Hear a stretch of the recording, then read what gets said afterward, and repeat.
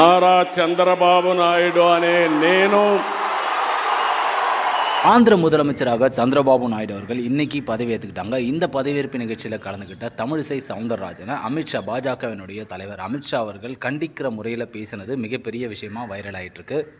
இன்னொரு பக்கம் மூன்றாவது முறையாக இந்திய நாட்டினுடைய பிரதமராக பதவியேற்றுக்கிட்ட நரேந்திர மோடி அவர்கள் ஆந்திர மாநிலத்தின் துணை முதல்வரான பவன் கல்யாணுக்கு துணை முதல்வர் போஸ்டிங் கொடுக்கப்பட்டிருக்கு. ஆந்திராவில் பிரதமர் நரேந்திர மோடி அவர்கள் நடிகர் சிரஞ்சீவியையும் நடிகர் பவன் கல்யாண், அதாவது ஆந்திர மாநிலத்தின் துணை முதல்வரான பவன் கல்யாண் அவர்களையும் நல்ல முறையில் வரவேற்றார் அப்படின்னு சொல்லலாம். அது மட்டும் இல்லாமல் சூப்பர் ஸ்டார் ரஜினிகாந்த் அண்ட் ஓ பன்னீர்செல்வம் இவங்க எல்லாருமே இந்த பதவியேற்பு விழாவில் கலந்துக்கிட்டாங்க. இந்த சூழ்நிலையில் அமித்ஷா அவர்கள் தமிழகத்தினுடைய முன்னாள் பாஜக தலைவரும் 2 மாநிலத்தினுடைய முன்னாள் கவர்னருமான தமிழிசை சவுந்தரராஜனை அமித்ஷா அவர்கள் இப்படி பொதுவெளியில் பேசியது மிகப்பெரிய அளவில் எதிர்ப்பு தமிழகத்தில் கிளம்பியிருக்கு.